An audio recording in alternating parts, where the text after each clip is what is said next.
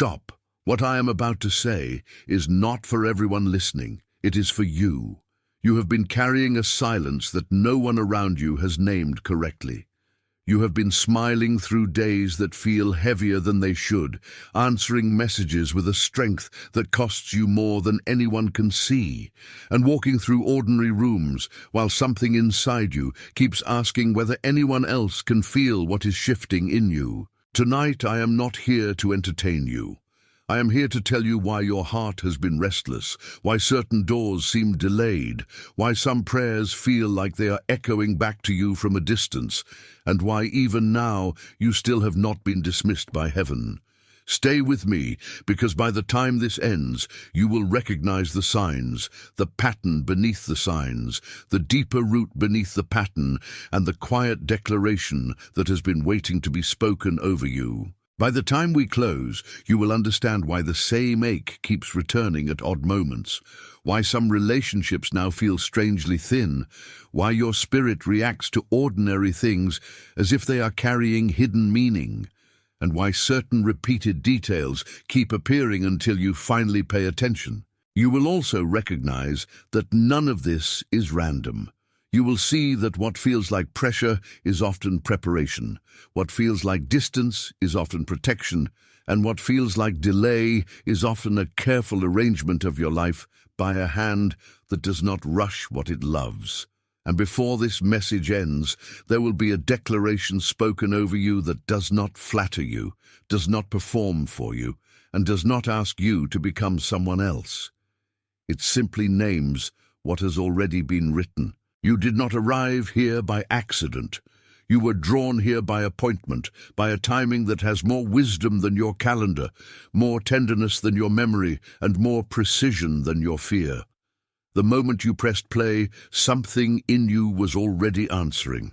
So let us begin where recognition begins. Something has been happening to you, and you have been trying to explain it in ordinary language. But ordinary language has not been enough. You wake up and the room feels charged before your feet even touch the floor. You look at the clock and catch the same hour again and again, as if time itself is tapping your shoulder. You hear a sentence in conversation, and it lands harder than the sentence should because it sounds like it was meant only for you. You sit with people who used to feel familiar, yet the exchanges now feel thin, polished, rehearsed, almost like you are hearing them from behind glass. Nothing is necessarily wrong in the visible sense, but something in your inner world keeps insisting that the old fit is gone. Then there are the moments when a wave moves through you with no obvious cause, a sudden tenderness, a sudden grief, a sudden certainty. You are not collapsing, you are not losing your mind, you are being brought into awareness, and awareness often arrives as a disturbance before it arrives as peace. And then there are the small, repeated signs, numbers that keep appearing where they should not, names that surface more than once, a lyric, a phrase, a pattern in dates, receipts, clocks, addresses, screens. You keep seeing what looks like coincidence, but it keeps happening with enough tenderness to feel deliberate. If you have been wondering whether these things mean that something is wrong with you, hear me carefully. They do not mean that you are broken. They mean that your spirit is becoming harder to ignore. They mean calibration. They mean alignment. They mean your inner life is no longer willing to live at the volume of the old season. What once passed unnoticed now reaches you because your hearing has changed. What once blurred together now stands apart because your discernment is sharpening. That is why the ache feels so specific. That is why the interruptions keep coming. That is why certain places, certain conversations, and certain habits no longer hold the same comfort they once did. This is not merely pressure. This is disclosure. Take a slow breath with me. Let that land where you live, not just where you think. If even one of those details just landed in you, if your shoulders lowered at any point in these last minutes, type the number 888 in the comments. 888 is the sign of overflow, the witness that your life is not closing in, but opening wider than your fear expected. Type 888, then come right back to me. But there is something beneath these signs, and if you stay with me, you will see it clearly. Beneath those signs is one single pattern, and it has been shaping far more of your life than you realized. You have been living as if you must keep proving that what you carry is real. You have been reaching, refining, adjusting, explaining, and trying again, as though the next right effort will finally convince the world to make room for you. But the deeper pattern is not laziness, and it is not failure. It is the old habit of overextending your soul to secure what can only be received. You keep pulling on doors that are not meant to be forced. You keep refreshing what needs to ripen. You keep translating your longing into effort because somewhere along the way you learned that tenderness must be earned by endurance.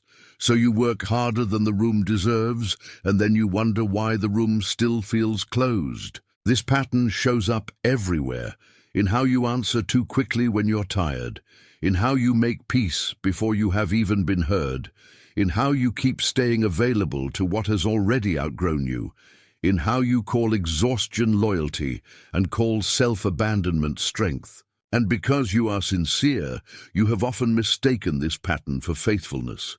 You have thought that if you remain busy enough, vigilant enough, useful enough, then what is meant for you will finally notice you. But what is meant for you does not need to be chased into recognition. There is pain in this pattern, yes, but there is also a hidden sorrow. It is the sorrow of a heart that has learned to measure its worth by its usefulness. It is the sorrow of a life that keeps standing in the doorway, asking politely for what was already promised inside the house. I need you to hear this without blame. You were not foolish for learning this posture. You were responding to a world that often rewarded your self-erasure and praised your endurance more than your wholeness. You learned to survive by becoming smaller, quieter, more manageable, more easy to carry. That was not a moral failure. That was adaptation. But what once protected you is now costing you. It costs you time. It costs you rest. It costs you the simple dignity of receiving without apologizing. It costs you the ease of being seen without performing your way into visibility. And the cost becomes visible in subtle places first. You feel tired after conversations that should have refreshed you. You feel strangely empty after giving what you did not really have. You feel your spirit recoil from anything that asks you to keep pretending you are still the same size as your old life. Stay with me, because the layer beneath this one is older than your habits. Imagine a courtyard that belongs to you, though you have not yet walked fully through it. It is not a borrowed courtyard. It is not a temporary one. It is yours, but for a long time it has been overgrown at the edges, covered by dust, dimmed by weather, and entered only through a narrow gate that other people learned to keep you using. For years you have been walking the perimeter of that courtyard instead of stepping into the center of it. You have been thinking that the problem is the gate, when in truth the problem is that someone taught you to live as if the gate were the whole inheritance. So you kept circling, you kept waiting, you kept listening for permission that was never required. In that courtyard there was once light. In that courtyard there was once room. In that courtyard there was once a way of standing that did not apologize for existing. But something long ago convinced you that the safest thing to do was to stay near the wall, to keep your voice low, to keep your needs orderly, to keep your longing folded neatly so no one would call it too much. That is how the dimming began.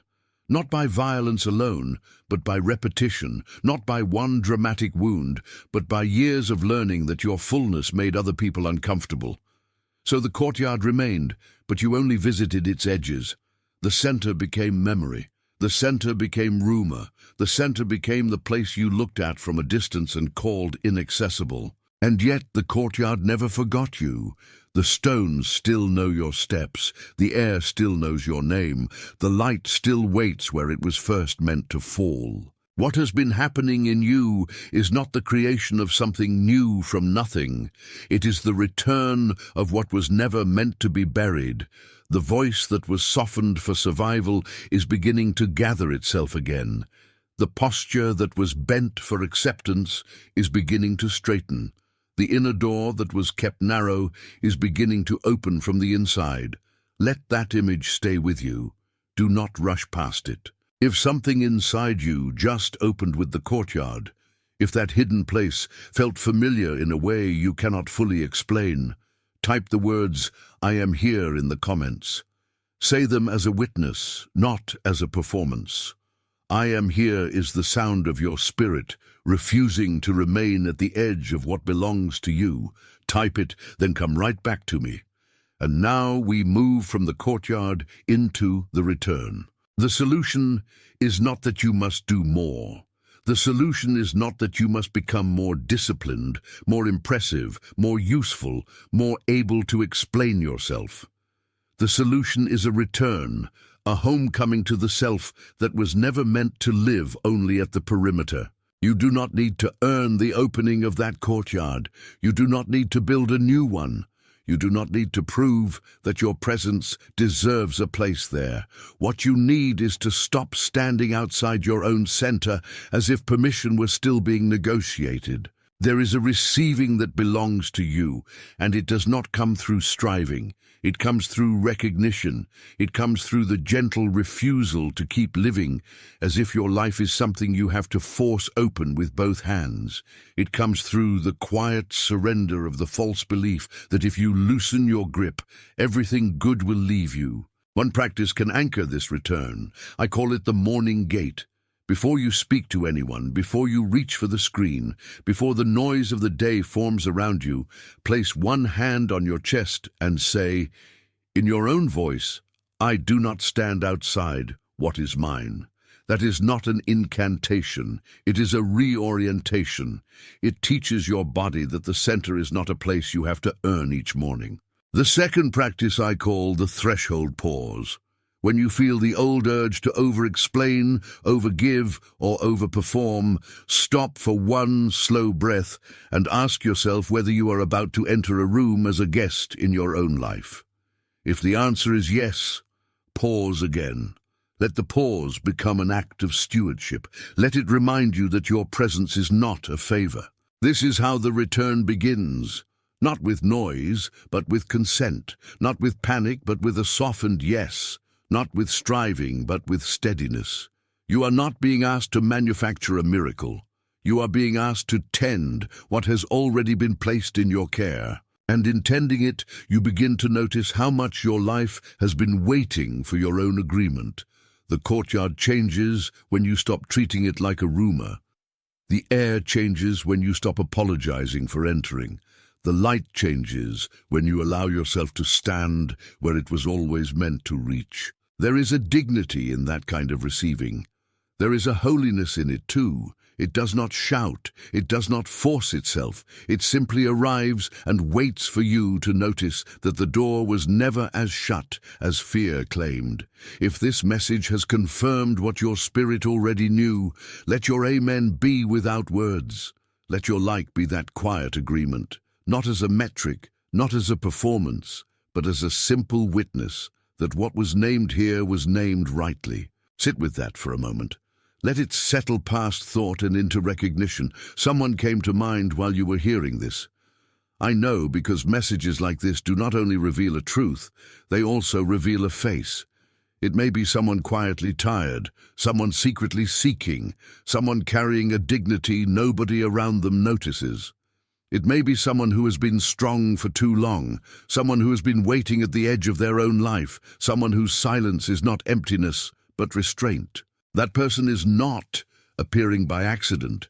They are appearing because your heart knows who needs this. They are the one who keeps saying they are fine while something in them is asking to be seen. They are the one who has been overgiving. They are the one who has learned to survive without asking for help. Send this to them, not as a recommendation, as a delivery, the same way it was delivered to you tonight, by appointment. Before this closes, type the words "I am chosen" in the comments. Not as a wish, not as a hope, as a confirmation. I am chosen is not vanity here. It is a seal on what has already been written in the quiet places, on what has already been held over your life before you had language for it. Take that in slowly. You are not inventing your identity, you are receiving it. You are confirmed. You are not confused, even when the road has felt unclear.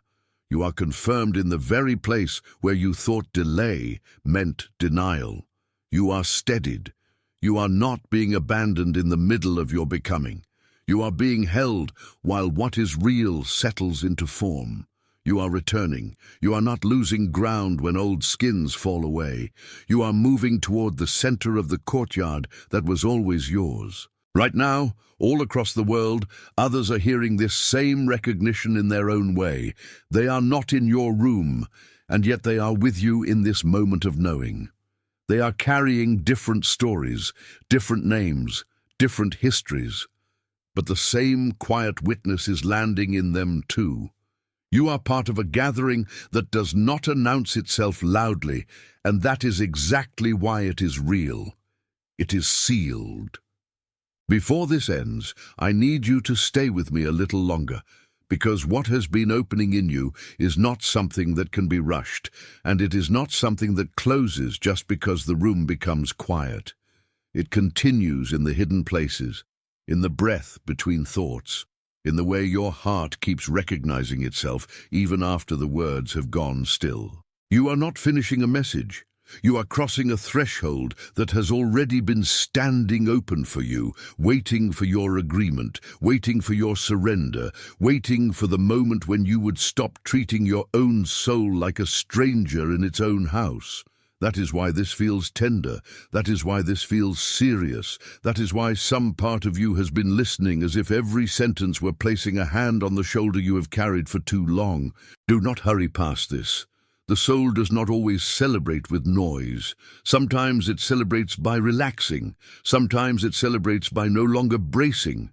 Sometimes it celebrates by letting the old tension fall from the jaw, from the shoulders, from the breath, from the invisible armor you have worn so long that you almost forgot it was there. And now I want to speak to the part of you that still wonders whether what you feel can be trusted. Yes, it can be trusted, not because every feeling is final, and not because every emotion is a verdict, but because there are moments when your inner life knows something before your outer life can name it. This is one of those moments. The recognition you feel is not an accident. It is the signature of something true, touching the place in you that was waiting for it. You have spent so much of your life learning how to survive the weight of delay that you almost mistook endurance for your identity. You learned to wait without being met. You learned to prepare without being received. You learned to keep showing up even when the answer had not yet come. That kind of endurance has its own beauty, but it can also become a quiet prison when it convinces you that suffering is the only language heaven understands. It is not. Silence is not rejection. Delay is not denial. Hiddenness is not abandonment. There are seasons when the most loving thing that can happen is that what is being formed in you remains unseen until it is ready to stand without breaking. What looks like absence from one angle is often preservation from another. So if you have been asking why certain things did not arrive sooner, I want to answer you gently. Because you were not the same person then, because the shape of your life was still being made, because what was meant for you could not have rested safely in the hands of the version of you that had not yet learned how to receive without fear. That is not condemnation. That is mercy. There is a reason the quiet has felt so loud. There is a reason ordinary days have seemed to carry a charge. There is a reason your spirit has been more alert than your schedule. Something in you has been moving toward a recognition deeper than mood, deeper than circumstance, deeper than the opinions of anyone who has tried to explain you without knowing you. You are being taught how to live from alignment instead of apology. That is what this whole passage has been about. Not a new performance, not a new mask, not a new strategy. Alignment, the place where your inner truth and your outward life stop arguing with each other. The place where your breath no longer has to brace for the next demand. The place where you can finally tell the difference between what drains you and what develops you. And yes, some things will still challenge you. Some rooms will still test your boundaries. Some memories will still rise like weather. But they will not own you in the same way once they are seen. What is named loses some of its power to disguise itself. What is recognized stops pretending to be destiny when it is only habit. That is why your discernment matters now, not as suspicion, as stewardship. You are being given a steadier eye, a softer heart, and a clearer center. You are learning not to surrender your peace to every passing pressure. You are learning not to call every opening a door and every delay a loss. You are learning to wait without despair and to move without panic. There is a grace in that kind of life. It does not require you to become distant. It does not require you to become hard. It does not require you to prove that you are above need. It simply asks you to remain truthful, truthful about what nourishes you, truthful about what empties you, truthful about what has ended, truthful about what is beginning. And if I could place one hand of blessing over this entire hour with you, I would say this: may you stop mistaking intensity for intimacy. May you stop mistaking confusion for calling. May you stop mistaking exhaustion for obedience. And may you begin to recognize the quiet peace that comes when a thing is truly aligned. May your inner life become less crowded with noise and more spacious with knowing. May your heart stop apologizing for the rooms it has outgrown. May your mind rest from the labor of trying to explain away what your spirit already understands. May you be gentle with yourself where you have been severe, and steadfast with yourself where you have been too quick to fold. May the old ache lose its authority over your decisions. May the old fear lose its right to narrate your future. May the hidden center of your life become brighter than the old edges ever were. And may you remember, even on the days when memory clouds the path, that what is yours does not need to be wrestled into existence. It only needs your agreement, your honesty, and your willingness to stand where you have been invited to stand. Right now, all across the world, there are hearts waking up in the same quiet way. There are people sitting in ordinary rooms and suddenly feeling that strange, holy recognition that cannot be explained by circumstance alone. They are not all in the same place, and yet they are hearing the same inward yes. They are being gathered by a truth that does not shout for attention because it already carries its own light. You are among them. You are not late, you are not behind, you are not forgotten. You are arriving in the exact way this season required you to arrive, with enough tenderness to be changed and enough strength to remain. So let this be the final settling of it in you. You are confirmed, you are held, you are seen, you are not wandering without purpose, and you are not carrying these invisible weights forever. The same hand that wrote before you were ready is still writing now, and what it writes does not lose its intention because time has been long. I bless your seeing. I bless your hearing. I bless your returning. I bless the part of you that stayed awake through the silence. I bless the part of you that kept longing when longing felt costly. I bless the part of you that still believed there was more than the pain you could name. I bless the place in you that is learning how to open without fear. I bless the threshold under your feet. I bless the peace that is finding you even now. I bless the life that is becoming more truthful as you let go of what was never meant to define you. And if one sentence has followed you through all of this, let it remain as a lamp in your inner room.